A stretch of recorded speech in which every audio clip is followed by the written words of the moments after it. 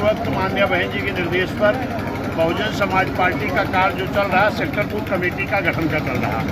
उसी की समीक्षा के सिलसिले में मैं गोंडा जनपद में आया था, इधर श्रावस्ती में भी था।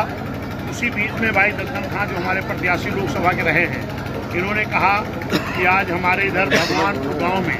उधर अगल बगल के सिरसिया ब्लॉक के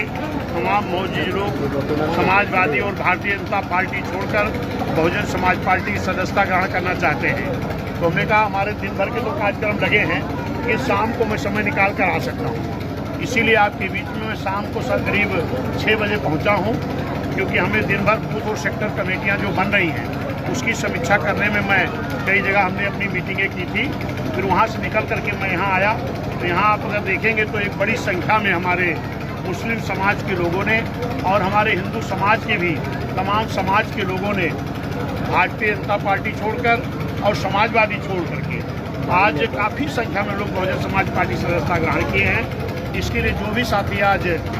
बहुजन समाज पार्टी सदस्यता ग्रहण किए हैं, मैं उनका बहुत बहुत शुक्रिया अदा करता हूँ, बधाई देता हूँ। कितनी की संख्या में सदस्यता ग्रहण? लगभग यहाँ हमें लगता है कि 200, 250, 300 की संख्या है। आप लोगों का अगला जो रणनीति है क्या होगा 27 को लेकर? देखिए, सरकार बनाने के लिए जितनी रणनीति होती है उन सभी रणनीति पर बहुजन समाज पार्टी काम कर रही है, हमारी नेता मान्य बहन जी काम कर रही है। अभी हमारी रणनीति तो बूथ सेक्टर कमेटी का गठन का चल रहा था, आगे जो रणनीति है वो आपको सामने दिखाई पड़ता रहेगा। अभी वो कल बाराबंकी में था, वहाँ भी लगभग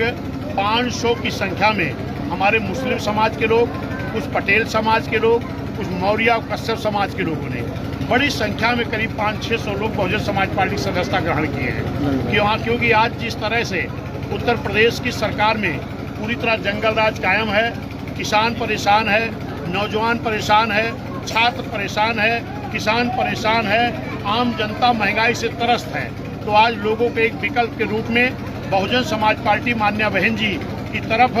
आम जनता उत्तर प्रदेश की आकाश से एक आशा भरी निगाहों से देख रहा है। उत्तर प्रदेश के आम जनमानस चाह रहा है कि हमने 7 से 12 तक मान्य बहन जी की सरकार को देखा था, जिस तरीके से कानून का राज चल रहा था, जिस तरीके से अधिकारियों का लॉ एंड ऑर्डर अच्छा रहता था, जिस तरीके से नौजवानों को रोजगार मिल रहा था, एक भाईचारा तैयार था, फिर उस तरह के आम जनता को एक उम्मीद और आशा है। फिर इन लोगों ने देखा कि 7 से 12 तक बहन जी की सरकार तो अच्छी चली, लेकिन 12 से 17 तक जो समाजवादी की सरकार रही उसमें भी तमाम दंगे हुए, उसमें भी तमाम योजनाओं को बंद कर दिया गया, जंगल राज कायम था। उससे भी बढ़ करके 17 से जंगल राज कायम इस भारतीय जनता पार्टी की सरकार में है। तो आम जनता ने जो एक तुलना किया है 7 से 12, 12 से 17 और 17 से आज तक, इस जब सरकारों की तुलना आम जनता करती है, हिंदू मुस्लिम सिख ईसाई बौद्ध फारसी भाई भाई सारे लोग जब तुलना करते हैं तो उनको लगता है कि इन सरकारों से बेहतर सरकार मान्या बहन जी की थी। तो आज सारे समाज के लोग एक मन बना चुके हैं, एक संकल्प ले रहे हैं। आज भी यहाँ जो हमारे 250-300 लोग हिंदू मुस्लिम समाज के लोगों ने ज्वाइनिंग की है, आज इन लोगों ने संकल्प के साथ ज्वाइन किए हैं कि आने वाली 27 में मान्या बहन जी को मुख्यमंत्री बनाएंगे और उत्तर प्रदेश में कानून का राज कायम करेंगे।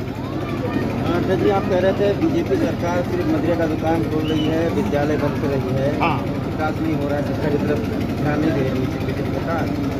नहीं, ये तो आप सभी लोगों को मालूम होगा कि मान्या बहन जी की सरकार में 5000 से ज़्यादा प्राथमिक विद्यालय खोले गए थे,